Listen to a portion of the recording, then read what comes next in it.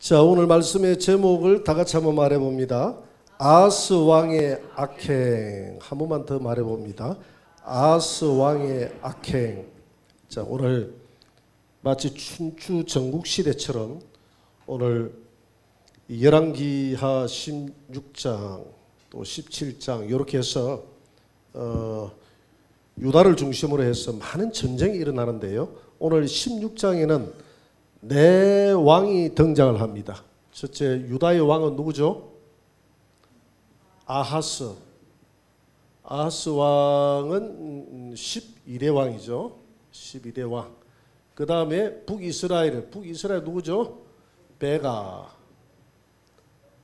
이 베가는 18대 왕이죠. 이제 19대 왕 호세아 왕 때 망하게 되죠. 그 다음에 아람은 누구죠? 러신. 그 다음에 아수르 왕이 누구죠? 디글랏 빌레셀. 어렵다, 그죠? 디글랏 빌레셀. 이렇게 이제 네 왕이 등장을 하는데요. 오늘 당시 국제 정세를 한번 봅시다. 국제 정세를 보면 이제 제가 지도를 그려보면요, 요런 이제 모형이 나와요.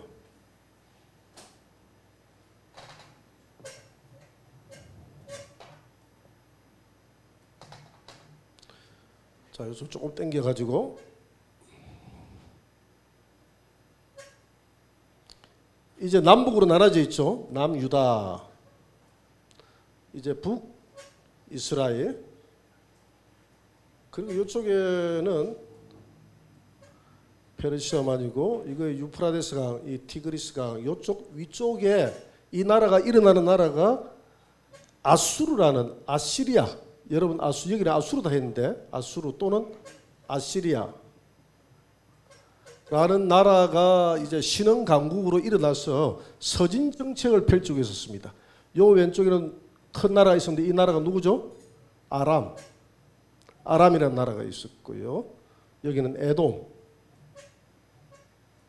이쪽에는 모압, 여기는 암몬. 이렇게 이제 나라가 구성되어 있는데, 이 아수르가 서진 정책을 펼치고 있었고, 여기 또 제국 하나 있었는데 나라 이름 누구죠? 애굽. 애굽은 지는 해였습니다. 지는 해. 국력이 세서 지는 해였고, 이 아수르는 뜨는 해. 한참 이름을 남기면서 이 서진 정책을 펴면서 이 아수르라는 나라가 나중에 요 유프라데스 강, 티그리스 강 요 근처로 해가지고 요 아시아까지 해가지고 요 아프리카 애굽 지역까지 나중에 다 집어 삼킵니다. 이렇게 다 집어 삼키거든요. 이 아수르라는 나라가 이렇게 강대국이 돼서 집어 삼키는데, 이런 서진 정책을 펼치니까 이 북이스라엘과 제일 아람이 위협을 느끼겠죠. 그러니까 이 두 나라가 우리 동맹을 하자. 동맹을 맺어서 요 아수르와 우리 대항을 하자. 그래서 이 남유다도 끌어들여가지고 같이 동맹을 하자는데, 남유다는 동맹 싫다. 동맹을 하지 않고 남유다는 아수르와 손을 잡게 됩니다. 그래서 아람과 북이스라엘이 생각할 때 이 남유다가 아수르하고 손을 잡으면 아수르가 쳐들어왔을 때 남유다는 아래쪽을 칠 거 아닙니까? 그러면 이게 문제가 된다 이 말입니다. 그래서 아수르가 쳐들어오기 전에 남유다를 먼저 정복해서 우한을 없애야 되겠다. 그래서 아람과 북이스라엘은 남유다를 치기 위해서 이제 연합군을 결성하고 쳐들어오게 됩니다. 자, 이 모든 것이 그냥 우연히 일어난 게 아니라 우리가 생각할 때는 국제 정세가 이렇게 돌아가니까 어쩔 수 없이 이렇게 돌아가는 것 같다 하지만은, 이런 모든 정세를 움직이는 분이 누구십니까? 하나님. 오늘 성경은 끊임없이 우리는 역사책을 공부할 때 하나님이 이렇게 움직였다라고 말하지 않잖아요. 하나님이 징벌했다, 하나님이 패망시켰다, 이런 이야기 하지 않는데, 성경은 끊임없이 역사를 움직이시는 분이 하나님이시구나 하는 것을 우리에게 교훈해 주는 줄 믿습니다. 자, 이 모든 것이 하나님으로부터 이런 역사가 흘러나올 수 있도록, 왜? 지금 남유다를 하나님이 왜 이렇게 이런 역사적인 이런 주변 환경을 만들어서 왜 이렇게 북이스라엘과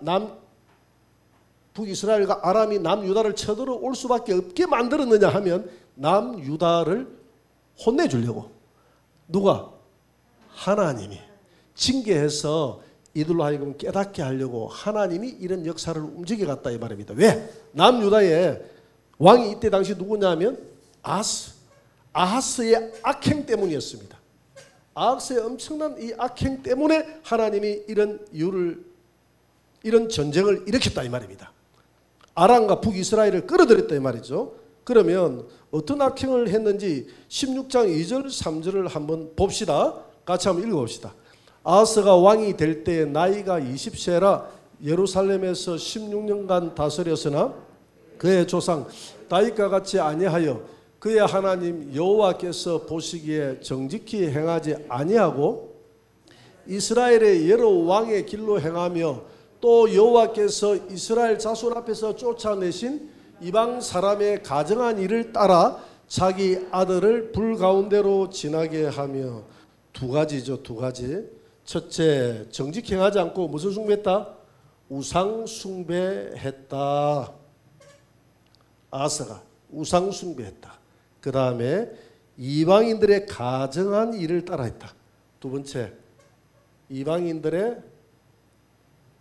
가정한 일 따라했는데 이 가정한 일이 뭐냐 하면 자기 아들을 불 가운데 바쳤다 이 말입니다. 제물로 불에 태워서 자기 아들을 바쳤어요. 당시 불에 태워서 자기 아들을 하나를 바치면, 가장 사랑스러운 아들을 하나 바치면 나머지 아들들은 무병장수하고 이 나라가 가장 왕의 아들을 바치게 되면 평안해진다라는 이런 미신을 믿고 있었기 때문에 이 나라의 자기 집안의 번성과 이 나라의 국력을 위해서 아들을 바치는 이런 악행을 하나님을 믿는 백성이 이 아하스 시대부터, 그래서 본격적으로 이 남유다가 위협을 당하기 시작한 왕이 아하스 왕 때부터 이제 아수르와 바벨론의 침입이 시작이 됩니다. 이 아하스 왕의 이 악행 때문에 이런 일들이 벌어진 거예요. 또 4절에도 보니까 만만찮죠. 또 산당들과 작은 산 위에 모든 푸른 나무 아래에서 제사를 드리며 분향하였더라. 모든 백성들은 이 산당들 전부 다 곳곳마다 산당들이지 않습니까? 백성들은 왕이 우상을 섬기니까, 뭐 왕이 불 가운데로 아들까지 바치는 마당이니까 백성들은 뭐 오죽하겠습니까? 산당에서 제사하고 막 무속하고 깽가리 치고 막 이런 일들이 벌어졌다 이 말이에요. 온 나라가 무속화되고 우상화되는 이런 일들을 행하게 됐다. 그 중에서도 가장 이 악한 극치가 뭐냐 하면 바로 이 아들을 바로 불에 태워서 죽이는 이 인신제사를 드렸다. 인신제사를 어디에서 드렸냐면 역대하 28장 2절을 한번 봅니다. 다 같이 한번 봅시다. 이스라엘 왕들의 길로 행하여 바알들의 우상을 부어 만들고, 3절 한번 보세요. 또 흰놈의 아들 골짜기에서 분향하고 여호와께서 이스라엘 자손 앞에서 쫓아내신 이방 사람들의 가정한 일을 본받아 그의 아들을 불사르고 흰놈의 골짜기에서 분향하고 아들을 바쳤다 했는데, 그 흰놈의 골짜기가 어딘지 한번 지도를 한번 봅니다. 이 지도를 보면요, 지금 예루살렘 있고 저 대성전, 저기에 당시에 성전이 있었고요. 오른쪽은 이 기드론 계곡이고, 기드론 계곡을 넘었으면 오른쪽에 무슨 산이 있죠? 감람산이 있습니다. 감람산이 있고, 흰놈의 기드론 골짜기, 이 흰놈의 골짜기 이렇게 해서 이렇게 쭉 저게 물줄기입니다. 계곡입니다. 계곡이 저렇게 형성되어 있다 이 말입니다. 오른쪽 동서남북. 시온산은 지금 흰놈의 골짜기 저기 모서리 딱 그 쳐지는 데 있잖아요. 저기에 시온산이 있어요. 시온산은 남서쪽에, 그리고 감람산은 동쪽에, 대성전을 중심으로 해서 동쪽에 감람산이 있고 남서쪽에 무슨 산이 있다고요? 시온산이 있어요. 그래서 시온산과 저 예루살렘 성 그 사이에 흰놈의 골짜기가 저렇게 물이 흐르고 있었다 이 말입니다. 자, 다음 한번 보세요. 흰놈의 골짜기를 한번 봅시다. 조금 더 봅시다. 성전이 저렇게 되어 있으면 오른쪽은 게세마네 동산하고 감람산. 게세마네 동산이라는 것은, 감람산은 산 전체를 감람산이다 하고, 게세마네 동산은 감람산의 왼쪽에 한 봉우리를 감남산이다 이렇게 이야기를 하는 겁니다. 저 아래쪽으로 성전 오른쪽으로 동쪽에 흐르는 골짜기가 무슨 골짜기? 기드론 골짜기. 그 다음에 서쪽에서 남쪽으로 흐르는 골짜기 무슨 골짜기? 기혼 골짜기하고 흰놈의 골짜기. 저 흰놈의 골짜기 저기에서 무슨 제사를 드렸다고요? 인신 제사를 드렸다는 겁니다. 다음 한번 그림 한번 보세요. 보면 지금 현재 이렇게 돼 있죠. 저 기드론 골짜기 보이죠, 그죠? 오른쪽에 저 감남산이 보이고. 산이라고 하니까 여러분들이 저 높은 산인 줄 알았는데 좀 실망스럽죠. 언덕이에요, 언덕. 그렇게 뭐 높은 산도 아니고. 이렇게 흰놈의 골짜기가 이렇게 돼 있는 겁니다. 이해가 되죠? 흰놈의 골짜기 이렇게 돼 있는 거예요. 자, 넘어갑니다.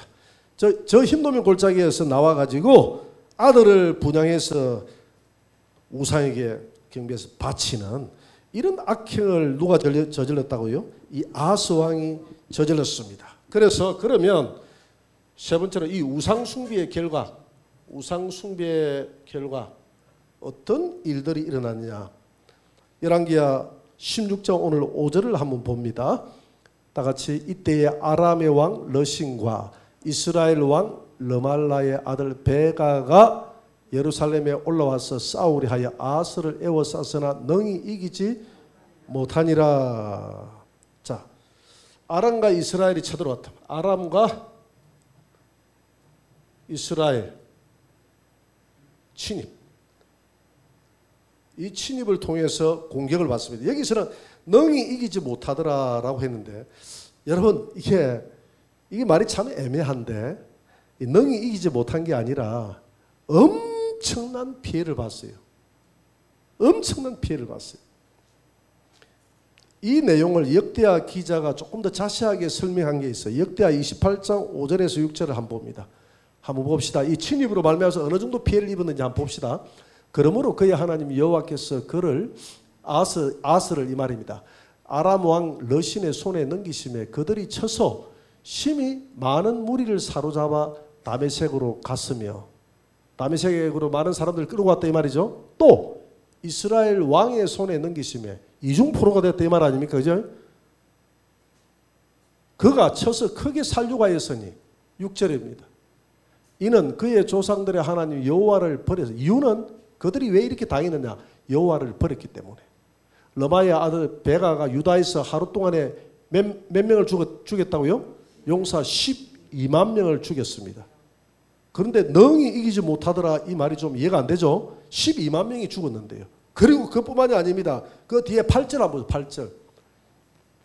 열왕기하 8절을 보니까 이스라엘 자손이 그들의 형제 중에서 그들의 아내와 자녀를 합하여 20만 명을 사로잡고 그들의 재물을 많이 노력하여 사마리아로 12만 명을 죽이고 여기서요.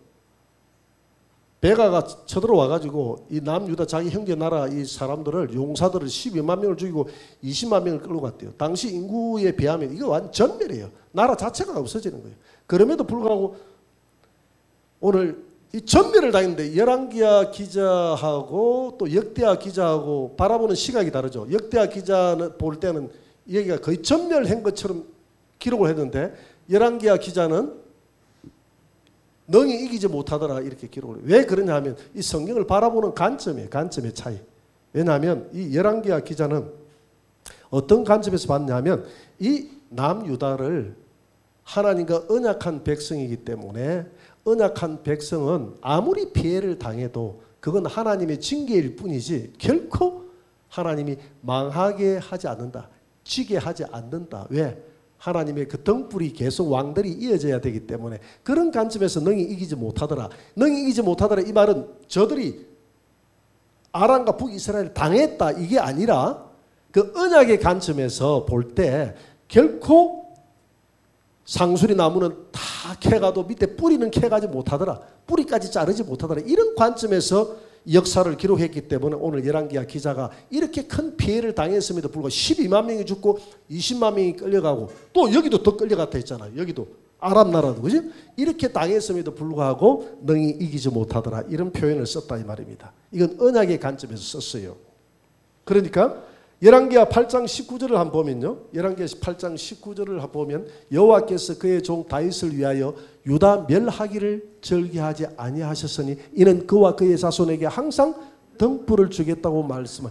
그러니까 남유다는 이렇게 악행을 저질러도 하나님이 징벌해가지고 그들을 변화시키지 결코 하나님이 버리지는 않는다는 그런 관점에서 왜 다윗하고 등불을 끄지 않겠다고 약속을 했기 때문에 그런 관점에서 역사를 서술했기 때문에 이렇게 많은 피해를 당해도 열왕기하 기자는 아하스를 능히 이기지 못하더라 이런 표현을 썼다는 의미를 이해하겠죠. 자, 그래가지고 이제 포로를 끌고 가니까 이 북이스라엘 이제 사마리아를 끌고 가니까 사마리아 땅에서 오뎃이라는 이 오뎃이라는 선지자가 딱 나와가지고 이들을 군사들을 맞이하면서 그들을 격려하면서 한편으로 책망을 합니다. 어찌하여 이들을 포로로 내 백성을 같은 백성 아닙니까? 어찌하여 포로로 잡아오느냐고 막 책망을 합니다. 열왕기하 28장 역대하 28장 9절을 한번 봅니다. 제가 읽어볼게요. 28장 9절을 한번 보세요. 그곳에 여호와의 선지자가 있는데 이름은 누구라고요? 오뎃이라. 그가 사마리아로 돌아오는 군대를 영접하고 이제 승리하고 돌아오는 거예요. 포로를 끌고 그들에게 이르되 너희 조상의 하나님 여호와께서 유다에게 진노하셨으므로 너희 손에 넘겼지 너희가 자네가 승리한 게 아니다 이 말입니다. 너희의 노기가 충전하여 살육하고 이제 너희가 또 유다와 예루살렘 백성을 압제하여 노예로 삼고자 하는도다. 그러나 너희는 너희의 하나님 여호와께 범죄함이 없느냐. 그러면서 그런즉 너희는 내 말을 듣고 너희의 형제들 중에서 사로잡아온 포로를 놓아 돌아가게 하라. 여호와의 진노가 너희에게 임박하였느니라 한지라.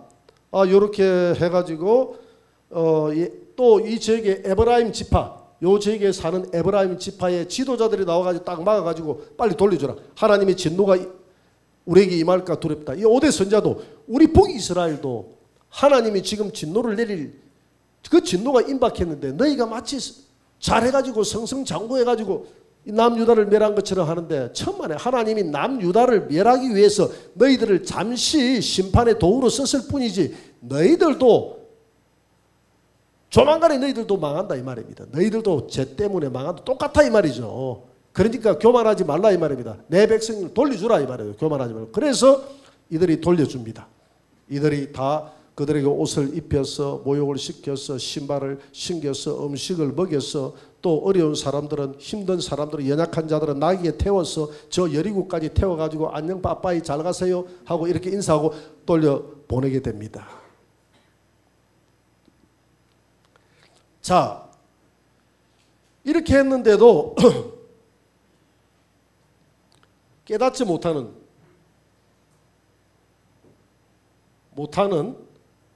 남북 왕들입니다. 자, 이렇게 해가지고 돌려주고 나니까 유다의 아하스의 왕 입장에서는 굉장히 괘씸하잖아요. 괘씸하고 그래서 아니 쳐들어왔다고 이렇게 우리 쳐들어왔으니까 좀 도와달라고 아수르에 코를 보냈는데 아수르 왕이 움직이질 않는 겁니다. 그러니까 이 난처하죠. 동맹을 맺었는데도 움직이지 않으니까 이 남유다의 아하스 왕이 왕궁에 있는 모든 보물 또 여호와의 성전에 있는 모든 은과 금의 보물을 다 벗겨가지고 다 가지고 다 바칩니다. 여러분 하나님의 성전에 있는 보물을 바쳤을 때 됩니까? 사람이요 이렇게 불신앙이 빠지기 시작하면 인간의 수단과 방법이 나오기 시작하면 믿는 사람이 믿지 않는 사람보다도 나중에 더 악해집니다. 더 하나님을 대적해요. 믿다가 믿음을 가지다가 세상으로 나가버리면 나중에 잘못하면 굉장히 교회를 어느 정도 알기 때문에 엄청나게 교회를 핍박할 수 있는 그런 사람이 되는 경우도 종종 보게 됩니다. 이 아하스 같은 경우가 이런 경우예요. 그래도 아하스가 하나님을 이렇게 우상을 섬겨도 급할 때는 하나님을 섬기고 이스라엘 백성들이 아합도 그랬거든요. 아합도 급하면 하나님 앞에 또 회개하고 이게 그때 당시에 이 성도들이 이런 믿음을 가졌다 이 말입니다. 이 다원주의 믿음을 가졌어요. 하나님을 섬기면서도 또 다른 신이 우리에게 복을 준다고 생각하면 다른 신도 섬기고 그렇게 해가지고 또 하나님 앞에 회개도 했는데 이 지금 아하스는 더 악해져 가지고 하나님 성전에 있는 것까지 전부 다 끄집어내라. 성전이 무슨 필요가 있노? 이렇게 인본주의에 빠지니까 지금 이 전쟁이 하나님으로부터 지금 책망이 나왔다는 것을 모르고 더 하나님의 진노를 사기 위해서 끌어들인다. 그런데 희한하게도 아수르가 이 재물을 받고 이 전쟁에 동참해서 아람과 북이스라엘을 좀 쳐가지고 우리를 좀 안전하게 해서 전방을 좀 튼튼하게 해주세요. 전방에 이들이 우리를 쳐들어오니까 이들을 좀 멸해서 전투력을 좀 멸해 다시는 우리에게 쳐들어오지 못하도록 손 좀 봐주이소 형님. 이렇게 해가지고 온갖 나라에 있는 금은 보화를 다 갖다 바쳤다 이 말입니다. 이걸 갖다 바치니까 이 아수르 왕이 쳐들어왔어요. 열왕기하 16장 8절을 한번 봅니다. 아하스가 여호와의 성전과 왕궁 곳간에 있는 은금을 내어다가 아수르 왕에게 예물로 보냈더니 아수르 왕이 그 청을 듣고 곧 올라와서 다메섹을 쳐서 점령하여 그 백성을 사로잡아 기르로 옮기고 또 러신을 죽였더라. 자, 또 하나님이 아람과 북이스라엘을 쳤잖아요. 남유다를 쳤잖아요. 이들을 심판의 도구로 사용했는데 이들이 잘나서가 아닙니다. 내 백성을 또 손을 댔잖아요. 내 백성을 손을 댔기 때문에 하나님이 또 이들도 용서 안 하는 겁니다. 아람을 멸하고 아람의 왕을 지금 쳐 죽여버리잖아요. 그리고 북이스라엘도 요 전쟁을 계기로 해서 북이스라엘도 이 베가가 이 아수르에게 엄청나게 당하고 베가가 누구에게 반역을 당합니까? 호세아. 왕권이 약해지니까 호세아에게 반역을 당해서 베가도 죽게 됩니다. 이렇게 하나님이 결국 이 베가와 이 아람의 러신이 남유다를 칠 때는 자기들이 마치 심판의 사신인 양 이렇게 의기양양했지만은 포로를 끌고 갔지만은 아까 오데스 이야기한 것처럼 하나님의 심판이 우리에게도 임했는데 너희들이 무슨 심판자처럼 행하느냐. 그런데 결국 하나님의 심판이 이들에게도 임해서 이 나라의 왕들도 하나님이 다 죽여버리잖아요. 그러면 남유다 왕은 어떻게 해야 됩니까? 이런 모든 모습들을 쳐다보면서 좀 영안의 눈이 밝아가지고 우리도 하나님 앞에 심판받고 아람도 북이스라엘도 다 하나님 앞에 심판받았구나. 이렇게 생각하면 여호와를 믿는 신앙으로 돌아와야 되잖아요. 그러니까 딱 어떤 생각을 하기 알맞습니까? 나를 치르니 이 녀석들 꼴 좋다. 나를 건드리면 너희들 어떻게 된다는 결과를 내가 보여줬지. 내 건드리지 말라고 할 때 건드리지 말아야지. 그랬으면 러신 너 살았을 텐데, 배가 너 살았을 텐데. 이렇게 생각하는 것이 세상 사람들이다 이 말입니다. 딱 그렇게 생각하는 거예요. 그렇게 생각해가지고 이 남유다의 이 왕이 북이스라엘과 아람을 친 것에 대한 이 아수르 왕이 너무 고맙잖아요. 고맙고 이 고마운 마당에 가만히 있으면 또 이 왕이 남유다를 또 쳐내려올 수도 있으니까 그렇잖아요. 당시에는 뭐 어리고 뭐가 없습니다. 쳐내려올 수도 있으니까 사전에 이제 올라갑니다. 올라가서 이 아수르 왕이 아람에 어디에 있었느냐 하면 다메섹에 정복을 하고 진을 치고 있었어요. 딱 진을 치고 있는데 올라가서 인사를 합니다. 아이고 형님 고맙습니다. 고맙습니다. 이전에 뭐 줄 거는 이전에 뭐 언급이고 다 줘버리고 별로 줄 것도 없고 그래서 오늘은 뭐 별로 가지고 온 것이 없지만 약속하지만 이거 받으시고 우리나라는 넘보지 마시고 앞으로도 이 두 나라가 우리나라를 자꾸 이렇게 깔쭉거리거든. 형님 그때도 오늘처럼 손 좀 봐주이소.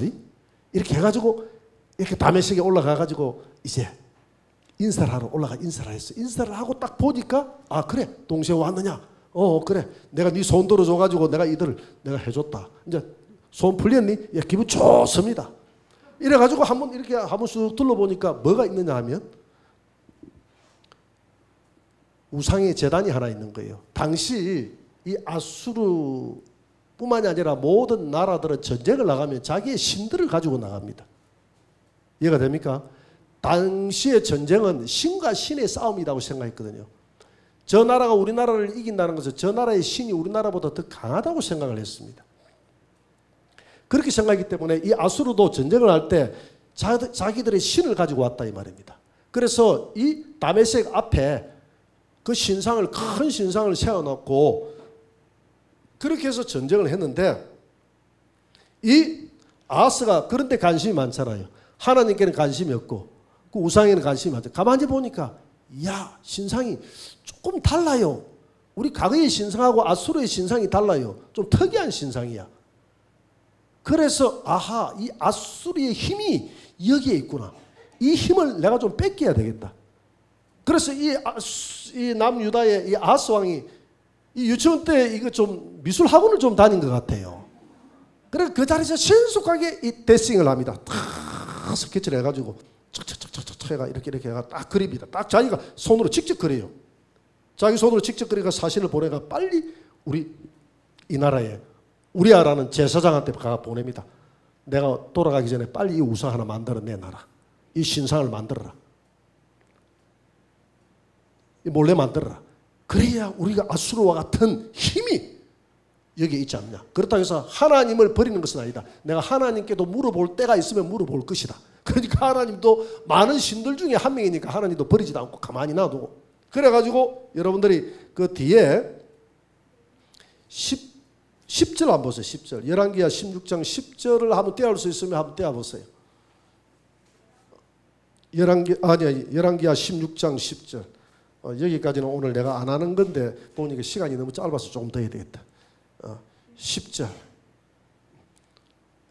열왕기하 16장 10절 여러분들 한번 봅시다.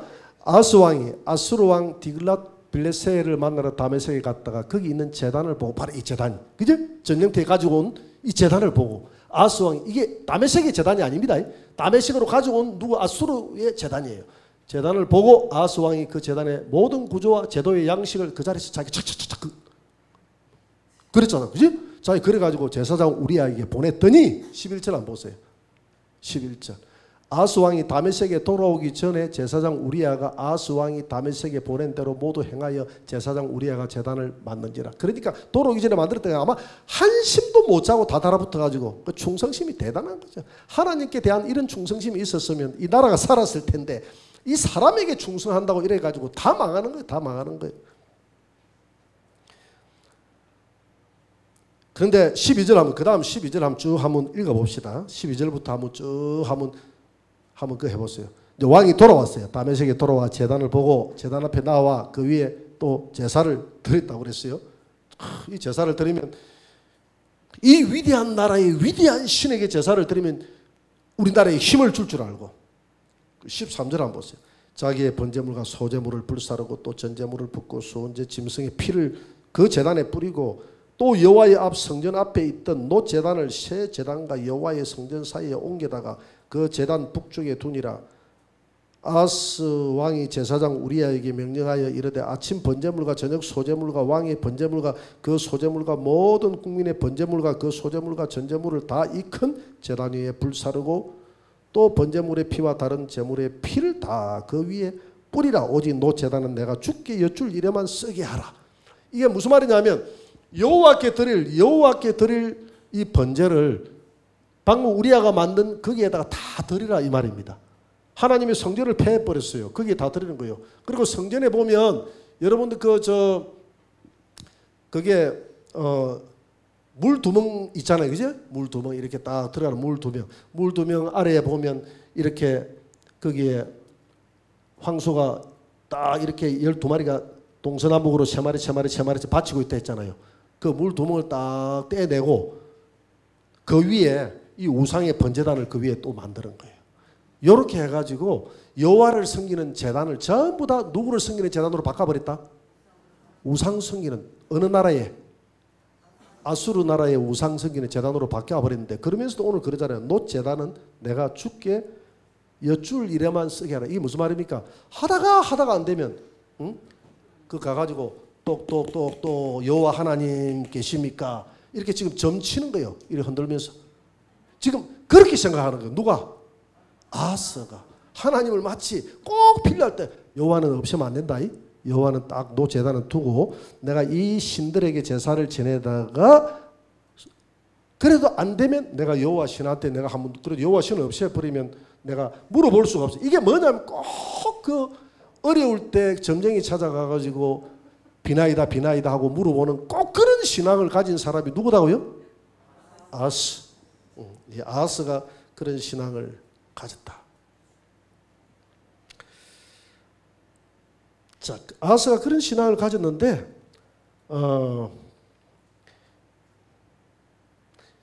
그렇다고 해서 이 아하스가 이렇게 한다고 해가지고 이 나라가 이렇게 해가지고 아수르 왕이 이렇게 하면 기뻐할 거라고도 생각할 수 있잖아요. 그죠? 내가 아수르가 섬기는 신을 섬기니까 한편으로 생각하면 내 신을 도둑질해 갔다 이렇게 생각할 수도 있지만 한편으로 생각하니까 참 아수르 왕이 생각할 때 대견할 수도 있다. 그래도 우리 신을 인정했구나 이렇게 생각할 수 있는데 이 아하스 시대부터 시작해가지고 이 아수르 왕이 계속 북이스라엘을 침공할 뿐만 아니라 남유다를 그때부터 공격을 합니다. 그러니까 이 하나님이 오히려 이들의 신을 끌어들이고 이 아수르를 끌어들였던 게 남유다를 위한 길이 아니라 남유다가 망하는 길로 가는 전초기지를 열어주신 왕이 누구라고요? 아하스 왕이었다는 것입니다. 그래서 북이스라엘 배가 죽고 난 다음에 호세아가 등장하거든요. 호세아 때에 AD BC 722년 살만 에셀 왕에 의해서 아수르 살만 에셀 왕에 의해서 멸망당합니다. 멸망당하고요. 이 나라를 멸망하고 또 유대 나라를 나중에 치면서 이 아수르가 나중에 힘이 약해지고 남쪽에서 일어난 나라가 누굽니까? 바벨론, 신흥 바벨론. 바벨론의 느부갓네살 왕에 의해서 586년도에 BC 또 남유다도 망하게 되는 것이죠. 어쨌든 이 아하스 왕 때부터 이 남유다의 국력이 기울기 시작합니다. 남유다의 아하스 왕 때부터 이런 아수르의 침공이 시작된다 이 말입니다. 침공이 시작돼서 바벨론 왕의 침공으로 하나님이 계속 이 나라에 정말 평안함이 없도록 이렇게 하나님이 계속 때리는 거예요. 결국은 이들이 여호와를 섬기는 신앙으로 하나님이 돌아오라고 이런 채찍을 때리는데도 불구하고 북이스라엘이 치고 아람이 치고 할 때 깨달아야 되는데 아무리 하나님이 한 대 때리도 못 깨닫고 두 대 때리도 못 깨닫고 세 대 때리도 못 깨달으면 어떻게 해야 되죠?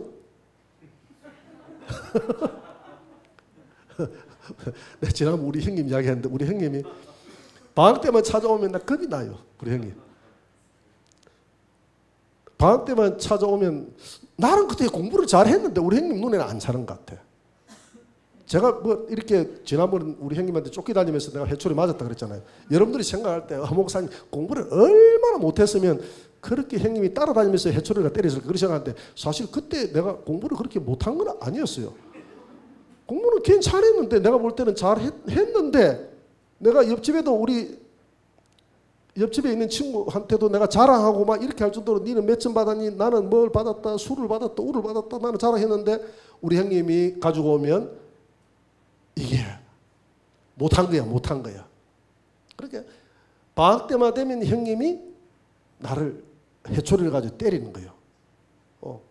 아무리 때려도 내 성적은 그냥 촌에서 그 이상 올라갈 수가 있나요? 나는 생각할 때 학원도 안 다녔죠. 내가 아무것도 안 하면서 그래도 그 정도 성적이 나왔으면 잘 나온 거죠. 그냥. 학원을 우리 집에서 학원을 보내줬나. 그리고 또 초등학교 4학년 때는 학교에 뭐 야구 이렇게 클럽에 들어와가지고 그거 할 게다고 그 야구부 들어가가지고 이거 하면서도 그래도 성적은 그런 대로 나왔는데 우리 형님이 바라볼 때는 갈수록 성적이 떨어진다. 너는 때리도 안 되니까 어째야 되겠노 이 말이거든요. 때리도 안 되면 어째야 되겠노. 하나님이 이 유다를 때리도 안 되니까 어째야 되겠냐. 그래서 이사야는 이사야 1장 6절에서 머리끝부터 발끝까지 내 백성이 얼마나 때렸던지 하나님이 성한 곳이 하나도 없다고 그래요. 성한 곳이. 때리고 난 다음에 이렇게 하나님이 좀 이렇게 기름을 발라줘야 되잖아요. 기름 발라줄 틈이 없이 계속 나쁜 짓만 하니까 한 번이라도 좋은 짓을 해야지. 아무리 때려도 깨닫지 못하고 때려도 깨닫지 못하고.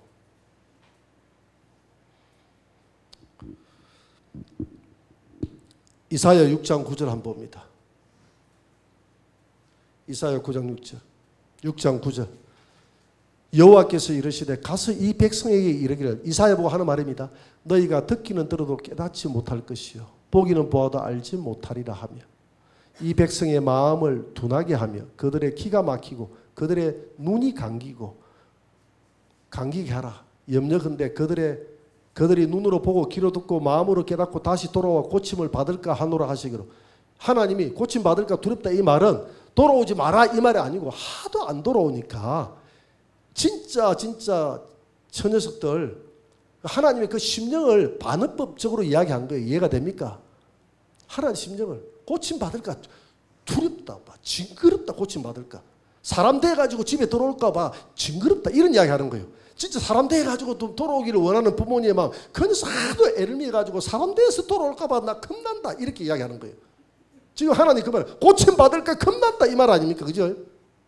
그렇게 징그럽게 안 고쳐지는 거예요, 이 백성들이. 아이고 그래, 아이고 한 게 그게 내 모습, 내 모습. 어? 아이고 이 백성들 보니까 우습죠, 그죠? 우리가 볼 때 징그럽게 진짜 말 안 듣네, 이 정도 하면 알아들 때 그게 누구 모습이라고요? 내 모습. 여러분들에게 지금 알게 모르게 하나님이 아무리 작업을 해도 내가 깨닫지 못하는 거라, 그게 우리 모습이라. 이사야 29장 9절을 한번 보세요. 이사야 29장 9절. 이사야 29장 9절을 보니까 다 같이 한번 읽어봅니다. 너희는 놀라고 놀라라. 너희는 맹인이 되고 맹인이 되라. 그들의 취함이 포도주로 말미암음이 아니며 그들의 비틀거림이 독주로 말미암음이 아니니라. 대저 여호와께서 깊이 잠들게 하는 영을 너희에게 부어주사 너희의 눈을 감기셨음이니 그가 선지자들과 너희의 지도자인 선견자들을 덮으셨음이니라. 자, 오늘 본문에 보면요, 열왕기 상하 이렇게 쭉 보면요, 백성들은 왕이나 선지자나 제사장들이 이끌어주는 대로 따라가는 게 백성이에요. 왕을 잘 만나면 백성들도 복을 받습니다. 지도자를 잘 만나면 백성들이 복을 받아요. 여러분, 엘리 시대 때 그 엘리 제사장이 눈이 어두우니까 온 나라가 하나님 앞에 저주를 받잖아요. 여러분, 사무엘이 눈이 밝으니까, 영적 눈이 밝으니까 하나님 앞에 그 나라가 바로 서지 않습니까? 그러니까 그 나라에 정말 왕도 너무 중요하고 그 나라의 제사장이나 선지자의 역할도 너무 중요한 거예요. 그 사람들이 정말 엘리야 같은 선지자가 있음으로써 왕이 잘못하니까 엘리야 같은 선지자가 있으니까 그 민족을, 엘리사 같은 선지자, 엘리야 같은 선지자가 있으니까 방어를 해주고 그 민족에 그래도 믿음의 씨앗을 남은 자들을 보호해 주는 거예요. 이해가 됩니까? 왕이 나빠도, 대통령이 잘못해도 오늘 대한민국에 영적 지도자들이 바로 세워져 있으면 그 나라의 교회에 그래도 바르게 살고자 하는 그 신앙인들이 하나님 앞에 바로 설 수 있다 이 말입니다. 대통령이 오만 법을 잘못 만들어가지고, 그래서 그 나라가 하나님 앞에 바로 섰느냐 바로 서지 못했느냐를 알려고 하면 그 나라 법을 보면 돼요. 법이 바로 서야 돼요. 여러분, 차별금지법이라든지 평등법 이런 게 통과가 돼버리니까 유럽이라는 나라가 그 정치하는 사람, 대통령이라든지 정치하는 사람들이 잘못해버리니까 그 나라가 다 기독교가 내려앉아버리잖아요. 그래요, 안 그래요?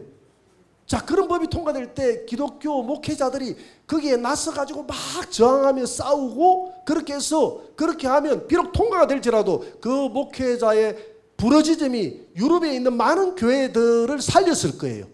근데 목회자들도 침묵을 해버렸습니다. 그러니까 그 법이 통과되고 나니까 유럽 전체가 다 내려앉아 버렸어요. 그러니까 왕도, 대통령도 잘못 세웠고 목회자들도 잘못 세운 거예요. 이러니까 유럽이라는 나라가 다 내려앉아 버렸잖아요.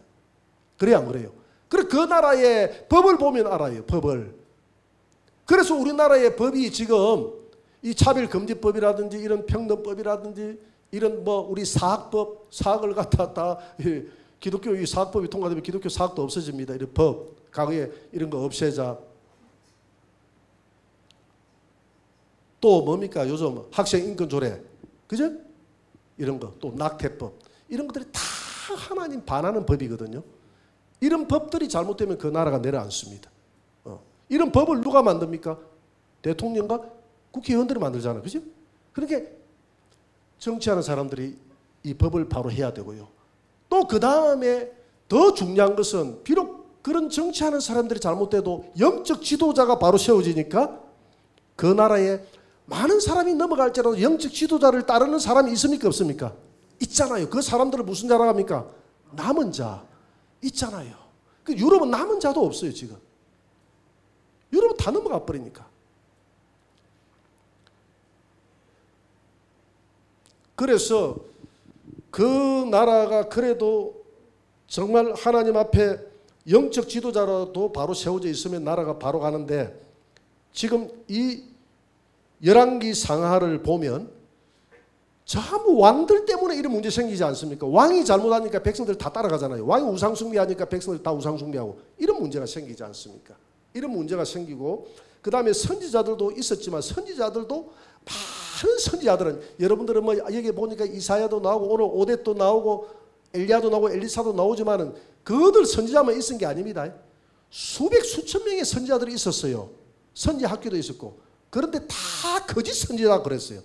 선지자들이 거짓 선지자고 잘못되니까 그 선지자들만 다 똘똘 뭉쳐서 바로 돼 있었더라면 이 나라가 아무리 왕이 잘못해도 백성들은 바르게 갔을 거예요. 그래요, 안 그래요? 그런데 대부분의 선지자들이 다 거짓 선지자들이 참 선지자보다는 더 몇 배, 몇십 배로 많았다 이 말입니다. 그래서 그 나라의 하나님을 믿는 여호와를 바로 섬기는 자들의 씨가 말라버린 거예요. 그래서 오늘 본문에 그랬죠. 이사야 29장 9절 10절에 보니까, 다시 10절 한번 보세요. 10절 이사야 이거 보고 마칩시다. 대저 여호와께서 깊이 잠들게 하는 영을 너에게 부어줬는데, 우리가 지금 왜 이 백성들이 이렇게 우상 숭배를 하느냐, 산에 가서 우상 숭배하고 왜 왕이 우상 숭배를 따르느냐, 너의 눈을 감기셨는데 그가 하나님이 선지자들과 너희의 지도자인 선견자들에게 먼저 잠드는 영을 부어줬기 때문에, 잠드는 영을 부어줬던 잠드는 말을 해버리니까 너희가 다 잠드는 영을 받아가지고 이렇게 하나님 앞에 눈을 뜨지 못하고, 들어도 듣지 못하고, 깨닫지 못하고, 눈을 보아도 보지 못하고, 마음으로 깨닫지 못해가지고 아무리 때려도 무슨 말인지 깨닫지 못하고 또 죄를 짓고 우상숭배하고 이렇게 하는 일들이 반복된다 이 말입니다. 결국은 이들의 죄가 오늘 너희들의 지도자인 선지자와 선견자들의 죄 때문에 그래요. 영적 지도자들이 바르게 인도하지 않으니까 백성들이 엉뚱하게 다 흘러가는 거예요. 오늘 한국 교회도 마찬가지입니다. 우리 한국 교회의 앞에 말씀으로 인도하는 그 영적 지도자가 목회자들인데, 목회자들이 정말 하나님 앞에 바른 말씀으로 세워져서 우리 성도들을 이끌어가는 많은 목회자가 여기저기서 일어나게 되기를 우리 기도합시다. 그리고 여기 서 있는 목사도 마찬가지입니다. 여러분들의 기도를 먹고 사는 거예요. 여러분들이 기도해 주지 않으면 저는 하루아침에 넘어지는 그런 존재일 수밖에 없어요. 여러분들이 제가 바른 말씀으로 여러분들을 진리의 길로 인도하게 해달라고 여러분들은 하루도 빠짐없이 기도를 해야 돼요. 그러니까 좀 찔리는 사람도 있죠, 그죠? 그래서 오늘부터라도 돌아가서 한마디라도 좋으니까 오늘 하나님 그냥 기도하기 어려우면 우리 목사님 이렇게 한마디 해주면 돼요. 이동료 목사님 알겠죠? 그래가 또 출근해도 돼요. 요렇게라도 해서 기도를 해라 이 말입니다. 할렐루야. 그래야 제가 이게 여러분들을 바르게 인도해서 오늘 이런 일들이 벌어지지 않죠. 이 백성들이 무슨 죄가 있습니까? 백성들은 아무것도 몰라요. 따라가는데 무조건 따라가는 거예요.